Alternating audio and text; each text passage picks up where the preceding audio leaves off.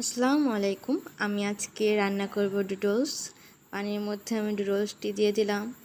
এটা একটু নেড়ে চেড়ে নেব যাতে তাড়াতাড়ি সেদ্ধ হয়ে যায়। আমার নুডলস সেদ্ধ হয়ে গেছে। আমি তেলের মধ্যে পেঁয়াজ, কাঁচামরিচ, তারপরে সামান্য মাংস ঝোড়া দিয়ে নেড়ে চেড়ে নিচ্ছি। এখানে সামান্য পরিমাণ আমি টমেটো সস দিয়ে দিলাম।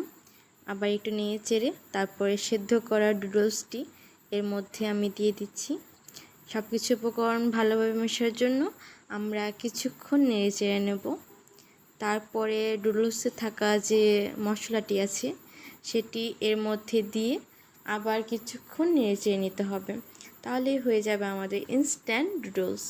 এই তো আমার নুডলস হয়ে গেছে। আমি একা খাবো, তার জন্য সব কিছু উপকরণ আমি খুবই সামান্য পরিমাণ দিয়েছি। আপনারা যখন সবাই মিলে খাবেন তখন সব কিছু উপকরণগুলো বাড়িয়ে দেবেন, তাহলে এটা খেতে অনেক বেশি মজা লাগবে এবং এটা রান্না করা খুবই ইজি।